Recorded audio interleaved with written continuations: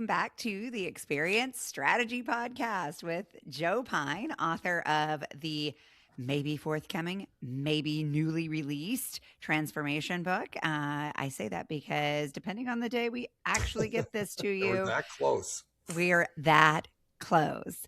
Dave Norton, founder and principal of Stone Mantle, an experienced futurist, and me, Aranza Savas, an expert in behavior change and motivation. We've missed you guys. It's been a few weeks. We took a little holiday break for Joe to prep for book tour, Dave to transition onto some new projects, and me to I don't know what I was doing. But we missed you guys. And I've missed you guys, Joe and Dave. Really excited for this conversation today. As you might have guessed, we're going to talk a little about transformation. We're not going to talk about Joe's book specifically, though. We're going to wait. Save that for the next episode. For today, we're going to talk about an article recently from the Washington Post. It came out January 12th of this year. The title is These are the treatments dominating the business of living longer. The big money, big promises, and uncertain evidence behind the booming longevity business. Written by Tricia Thadani. The subhead says it all. There's a lot of appetite to meet the promise and the hope of living longer better. Because one of the points that this article makes is that there's a lot of evidence to point to the fact that, yeah, we're living longer, but we're not living better necessarily. And so these people are addressing both the desire to live better and longer, and that the appetite for change is outpacing the appetite for vetting the efficacy of these claims and offerings. So really perfect time to have this conversation, as hopefully we're all going to be talking more about transformation in the wake of Joe's work. And I'll be just over here alliterating in the meantime. So Joe Pine, author of the Transformation book. I was going to say, I love how your name alliterates. It does. And it always did, too. Fun fact. My maiden name was Thomas. Tripp, right? Francis Thomas. Meant to be. Yeah, meant to be, I guess. Definitely. Like, one of those things that made me believe that there maybe are soulmates, or at least soul last names. So Joe, as the forthcoming, potentially or currently released author of the book on transformation, how does this trend and this article align with what you're talking about in your book and help us understand what's behind this article, which frankly, I'll give you a shortcut on it for anyone who didn't read it. It just says there's a bunch of wild stuff out there and it's a bit of a Wild West. So how does this connect with what you're sharing in your book? Well, fundamentally, the people who are involved in this, who want to live longer, have that aspiration, right? They aspire to live longer, but they aspire to live longer in a particular way, which is where they're very healthy and they're very lucid. One of the things in the article said 90 is the new 60, right? I mean, that's not, but that's what they want to get to. And I remember, one of the things it said too, which I think is just blatantly wrong, it's the average person dies at 76, right? In which case I'm within a decade of dying, but on average. But in fact, if you make it this far, then your life expectancy is a lot higher. But it's a very misleading number to say something like that. But anyway, it's an aspiration people have. I was trying to decide. I've got this framework in the book on 4 types of aspiration, and where there's small change, refinement, and cultivation, and there's large change, ambition, and metamorphosis. And my first reaction is this is ambition, which is a large scale change in a current identity, right? When the current identity is that I'm aging and I want to slow that down in a very big way. That's what ambition is, a very big way. I don't think it's a metamorphosis, or it might lean over to that, which is where you gain a new aspect of identity. But maybe it is where they say, I was old, now I'm young, right? But I don't think it ever turns back time. I think they're trying to slow down time in what they're doing. And so there are, as you said, a wild west. There's a ton of companies who recognize the opportunity. One of the reasons for the opportunity, and I think I've said this. Well, no, I might have said this before in a previous episode. I don't think so. There's something else I want to say that I think I've said in a previous episode. But I'm sure it the bears repeating. yes, right. The opportunity. Why is there such an opportunity? Because fundamentally, people value their time more than they did in the past when life was nasty, short, brutish, and whatever the other famous word is. And it's a fundamental fact. We value our time more than we used to. We make a lot more money, not just in terms of like inflationary, dollars or more, but we make a lot more money. We're much more abundant. We have much more wealth. We have also all of these wonderful experiences that we want to have. There's not enough time in the world to have all the experiences that you might want to have. And so the way to do that is to stretch out the time that you have where you're living healthily and therefore can enjoy all these experiences and can use all the abundance that we have. And that's fundamentally what's going on. It is one of the reasons why healthcare is it costs so much more than it did before, right? There's so much more money spent on it. Obviously, a major reason is the government mucks it up. Whenever the government gets involved and you get all that regulation, you're going to muck it up. And because the person who should be the customer, the individual, is not paying the bills, and therefore there's no incentive to lower those bills. But the other big reason is because we value our health more, we value our lives more, we in particular value our time more. Well, I think that I love what you're saying, and I like this idea that it is kind of an ambition that people are moving toward. You think about the psychiatric industry. There was this whole movement for many decades to try to fix people. Okay. And they did a lot of things up until the 70s where including a lot of damage got better and better, and because and so forth. And then all of a sudden the industry realized that maybe they should be focused on happiness. Not there was this future state. Instead of trying to just stop people from struggling, they needed to move to a future state of helping people to thrive, to flourish. And you talk a lot about flourishing in your book and so forth. We may very well be seeing that occurring in the healthcare industry now. My research showed that there's like $8.5 billion that's spent on longevity right now. And longevity means fewer chronic conditions, fewer acute conditions. There's a lot of really, really positive things that they're suggesting. Now, so it wasn't in this particular article, but in another article, I read that fecal transfers from young people I have read that. Very helpful. You've read that as well. I read that as well. So like there's all kinds of weird stuff that Does changing your kids' diapers count? Well, that's what I was going to say. My grandson, dinner time. I was like, does him farting on me? Does that count? I mean, like, no. That's particulate matter. You need the real stuff. The real stuff. But I think that what's going on in healthcare is this transformation away from trying to fix problems toward something that's much more proactive, which is what people have been asking for a long time. Like, I'm pretty sure I have this chronic condition because you're not looking at me holistically. Mm-hmm. You're not able to really address the impact that diet has. You haven't told me enough about how my body actually works.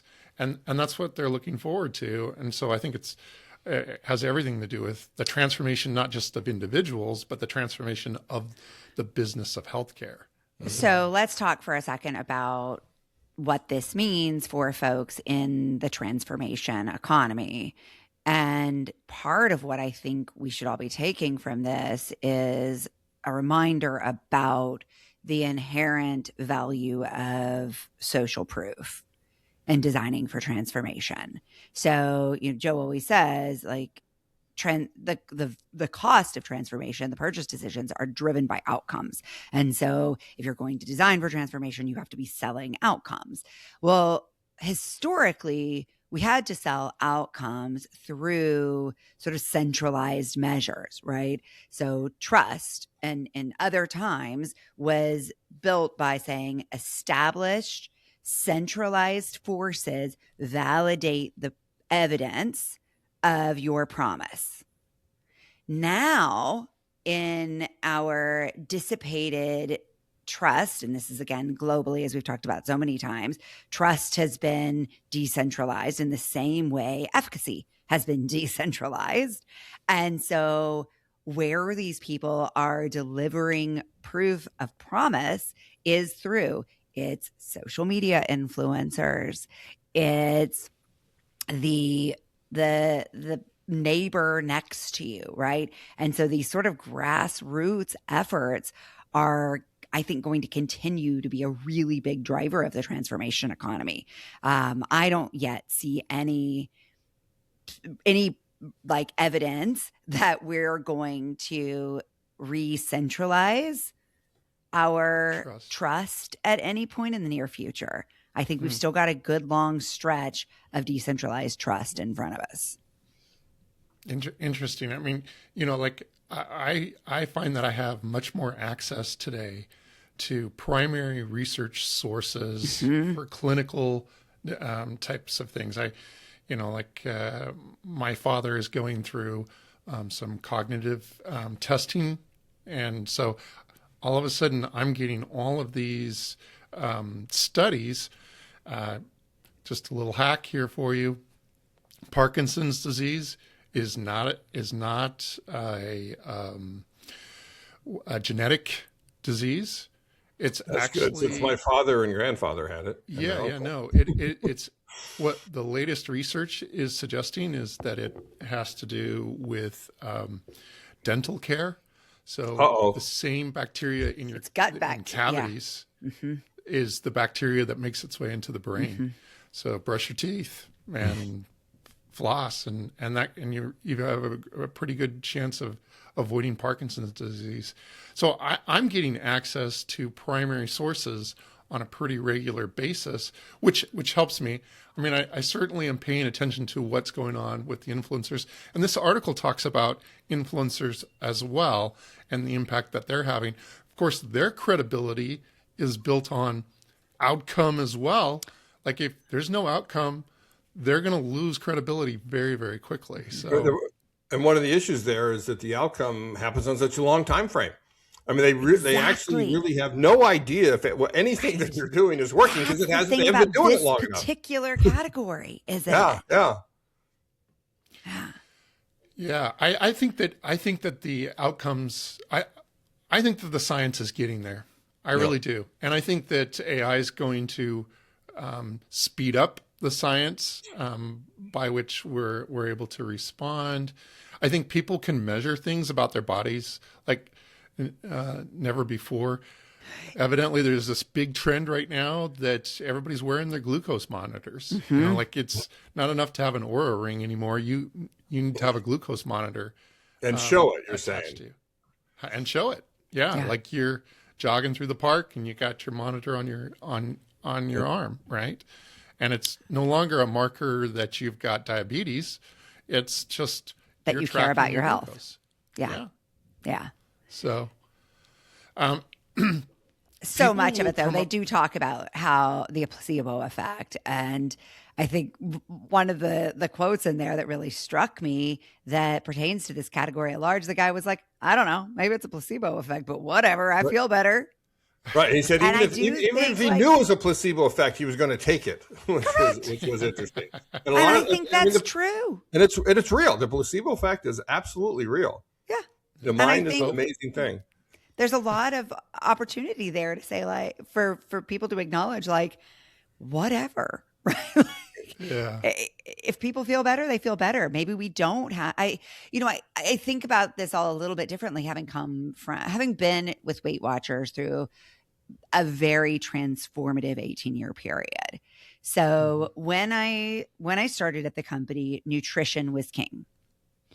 And nutritional science and randomized clinical trials rooted in nutrition science, absolute gold standard, but we would not say anything if it were not rigorously vetted by the science team, and that the science team didn't feel like was FDA approved. Like, it was Level. so rigorous. We were scared every day, and we were really fenced in, frankly, about how we could meet customer needs because of science's needs.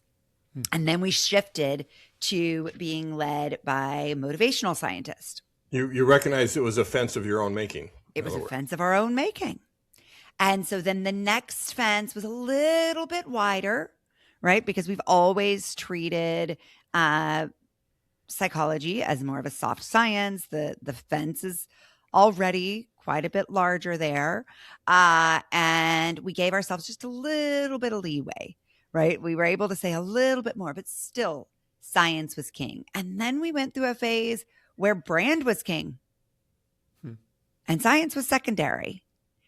And watching that evolution, and I don't know where they are now, but watching that evolution was really interesting, because it radically changed what we had permission to share with our customer, how we could meet their needs. And I can't say that any of it, anyone other than the customer was at the center, right? We were saying science has to be king for the sake of the customer. So it's not as though we were compromising there. It was just Well, it was how for we the honored protection that of the brand promise. in a way too. Yep, Right. absolutely. Right? Because you thought that would be the thing that could destroy your reputation with customers. Correct. Right. If you started doing that. Yeah. Correct. And that's what the climate called for. Now the climate really is so much more open.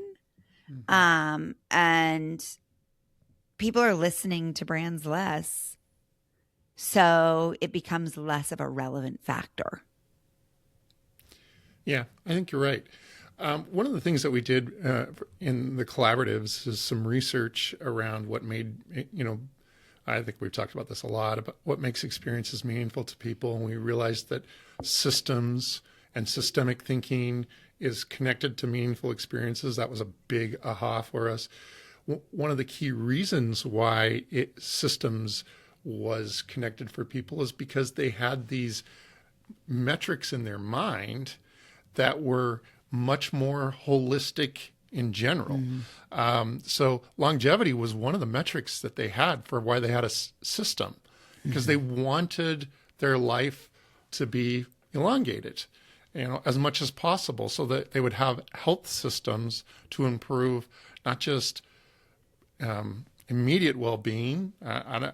Sure, I want to feel good right now, but I want to be able to do things that I wasn't able to do when I was in my 60s and 70s and so forth. It's very clear that everything they're talking about is a system, right? It's not these point things. You got to do X and Y and Z and A and B and C and so forth, and in the right order and in the right way and in a regimented way, right? Or they believe it's not going to happen.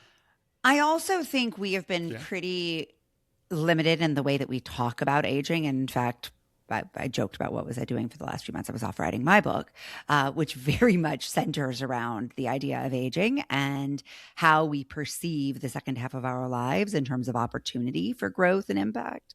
And there was a study that came out from an Australian team, third quarter of last year, that said that on the big five personality traits, so extroversion, emotional stability, conscientiousness, openness to experience, and agreeableness, they did a massive metadata analysis, and across 16 different dimensions found that actually in many, many parts of our lives, we peak in our 50s and 60s. And that these age-related declines that we're talking about oftentimes don't begin until 75. And yeah, there are some physical declines that start much earlier in our 30s even, or even in 20s. But the cognitive declines that we talk so much about and that so much of this work is focused on actually are in many cases fighting a problem that doesn't exist, but I think centering on a fear that has been created through the storytelling. And of course, in my book, I'm going to try to counter some of that fear and help people perceive the potential of second half of life. Yeah, that's awesome. Yeah, That's I'm awesome. super excited about it. I'm excited for your new book. Thanks, And me too. Me too. Publisher. It's so exciting. Then all three of us will have books.